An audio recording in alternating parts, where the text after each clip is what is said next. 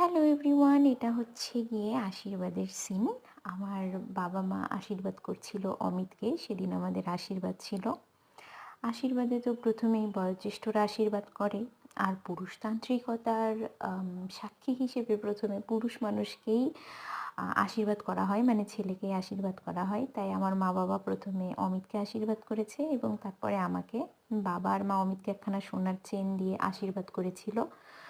আর তারপরে আমাকে আশীর্বাদ করা শুরু করলো। যেহেতু অমিত নতুন জামাই ছিল, তাই অমিত বেশ একটা মোটা মালা, সাথে একটা মোটা প্রণামীও পেয়ে গিয়েছিল। আর সাথে তো মিষ্টি মুখ আছেই। আর তারপরে চলে এলো আমার আশীর্বাদের পালা। যেহেতু আমি তাদের নিজের মেয়ে, তাই আমাকে আর সেদিন সোনার মালা কি মোটা টাকা কিছুই দেয়নি। শুধুমাত্র ধান দুব্য দিয়ে আশীর্বাদ সেরেছিল সেদিন। তবে যাই হোক, এইটা হচ্ছে বিয়ের প্রথম রিচুয়াল। তারপরে আস্তে আস্তে শুরু করব আপলোড করা মিনি ব্লগগুলো। টাটা।